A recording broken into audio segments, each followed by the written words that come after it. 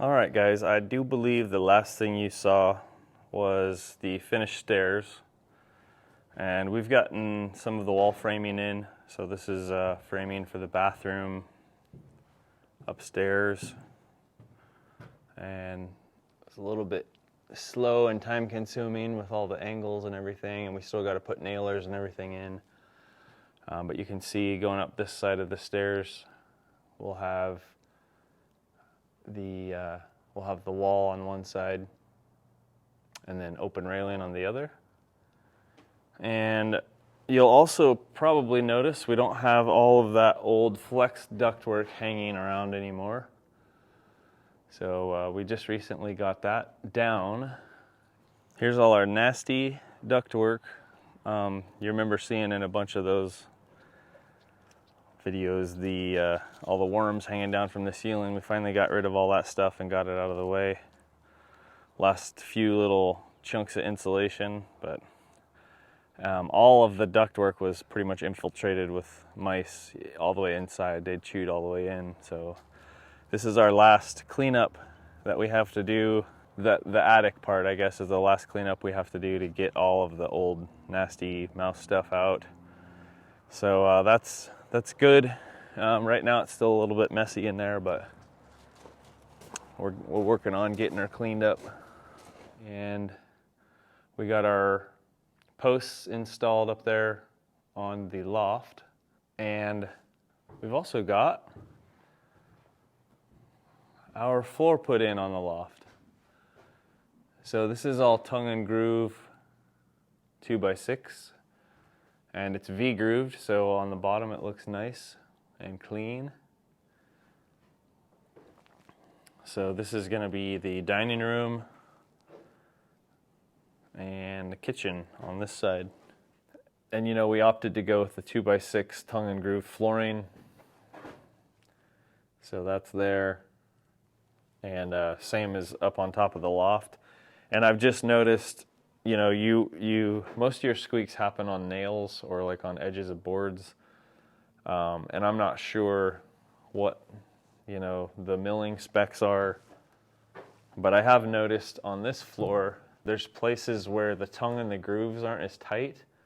The boards are tight, pulled together as tight as we could get them, but the tongues and the grooves are a little bit loose, and so the movement of the boards squeaks a little bit. So I'm not sure if there's anything we can do there. If any of you guys have experience with that, I would love some comments, some suggestions to make sure we don't have too much squeak going on up there. I read a bunch of stuff about whether or not to glue the tongue and groove, and the consensus that I found was that it's not worth trying to glue it because there's so much expansion and contraction.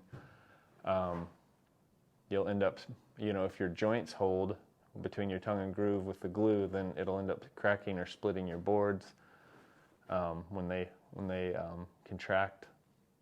So we glued on the joists, but we didn't glue between the boards. And there's also concern about dirt and dust falling, since this is going to be the kitchen.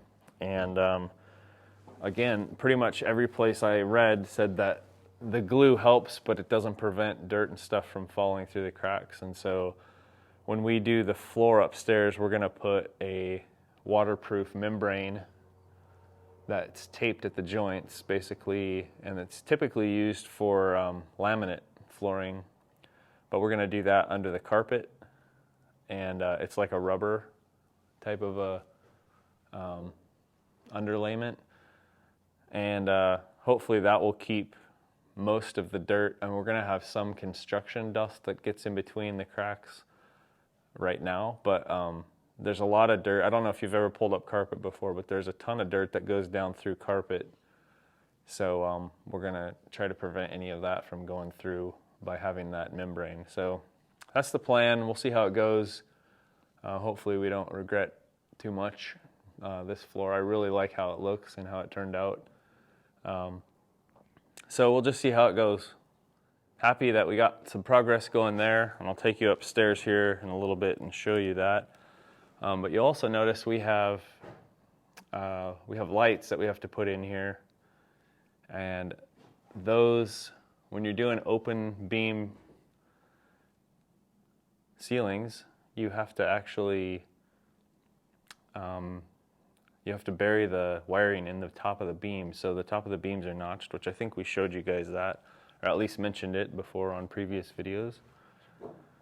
We got this wall of the bathroom framed, and we've still got this pile of beams, and those actually will go up here to replace these 2x6s and all that OSB and these logs.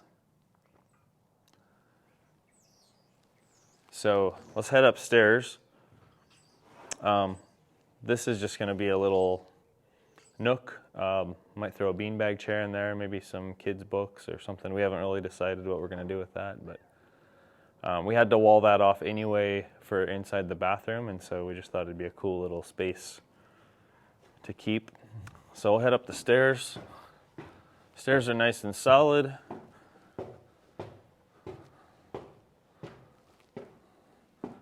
And this floor looks real dirty because we already started pulling the ductwork. We got the old furnace out.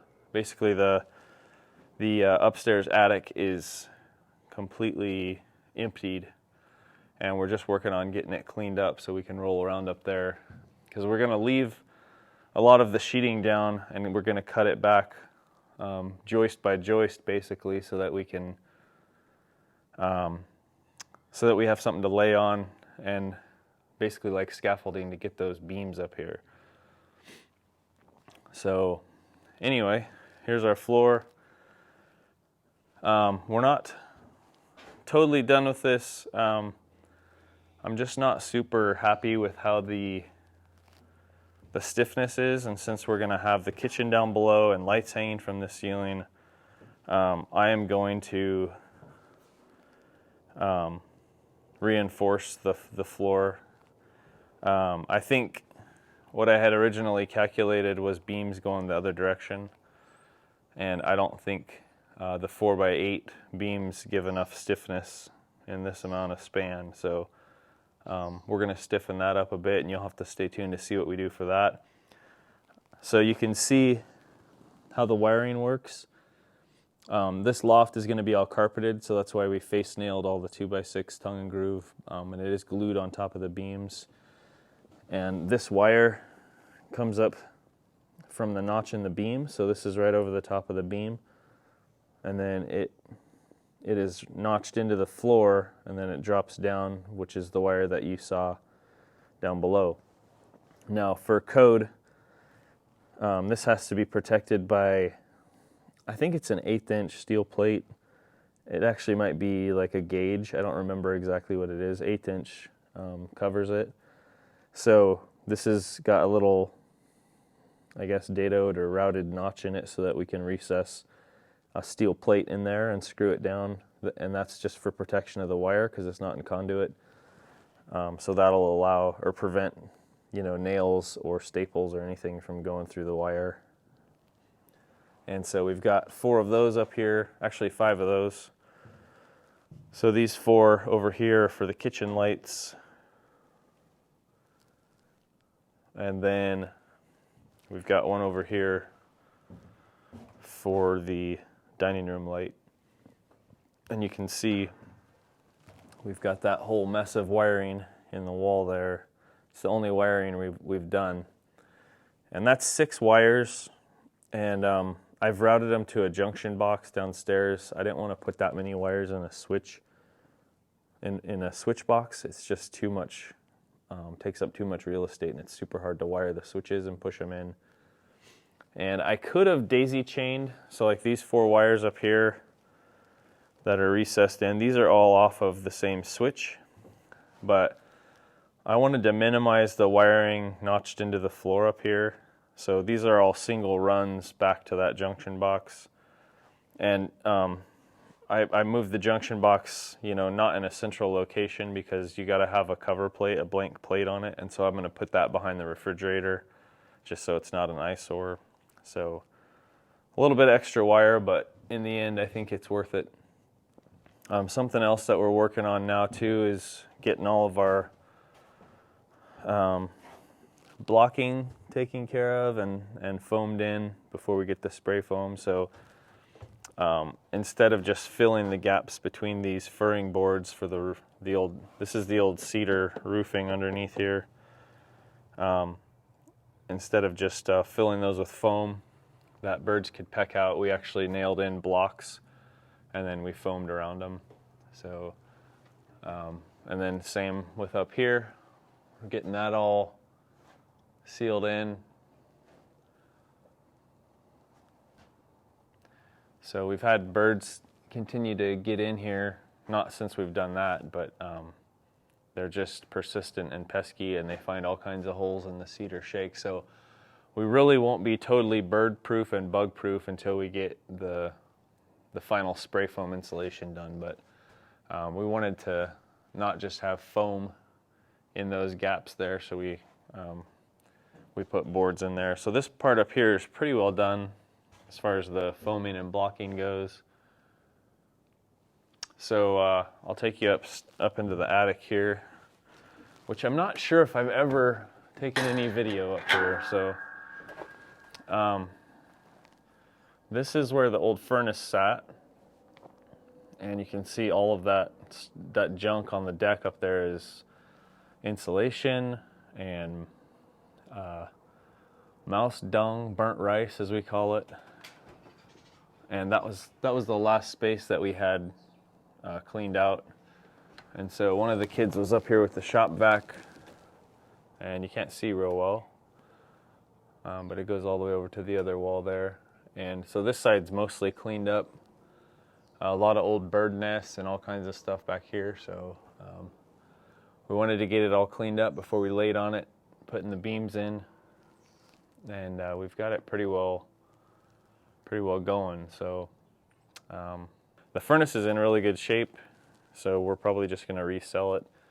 It's an 80% efficient propane furnace, so somebody can put that to good use.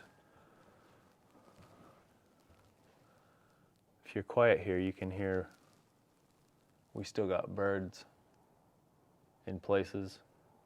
They hear me now, so they're not making any noise. But it's a constant thing. The starlings are mostly our issue. And sometimes we'll get an occasional other bird in here. And they're usually just trapped in here, but they don't often they're not in the middle of making nests. So our posts that we put in, they're structural screwed to a 1/2-inch steel plate, and that might be a little bit overkill. I probably would have used 1/4 inch. But I didn't have any. I had 1/2 inch, so I just used that. But they're super solid and stiff. And then we just notched the floor out from the top. And there'll be a trim board that goes on the face along the beam here. And then another thing that we also had to do was, because these were custom milled, they're rough cut, the top of that beam had a slope to it. And so this first board, we had to basically install the second board behind, and then the front floorboard is what I'm talking about. So we had to install this board back here first, and then this board, once we got it stuck in the groove, because these are tongue and groove, then we had to shim the front so that it was level, because the top of that beam sloped. So it is square this direction, so it's not like the beam's tilted, but it was just a part of the milling process, which is just something you got to do when you're using rough cut material for a finished look. So making lots of progress. This sidewall up here, we stopped short, but it'll actually continue up onto the deck up here, and then it'll go toward the wall across the front here. And then we are actually going to put in a wall that goes parallel to the rafters here, or I should say parallel to the roof. And then we'll have a little bit of storage space up here in the loft. And you can't really, if you're pushing a bed or a couch or something up against the wall, there's going to be a lot of wasted space with the sloped roof. So that gives us a good area for adding some storage space. So same thing on that side.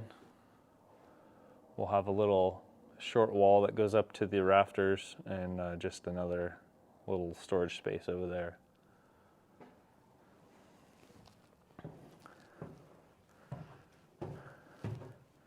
So we'll just take you inside the bathroom, and I'm hoping it'll turn out good. It's kind of a unique perspective.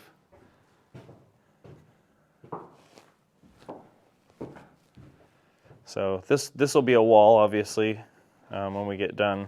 I ran out of 2x4s the day we were doing this, and so we just have to finish framing that. But inside the bathroom here,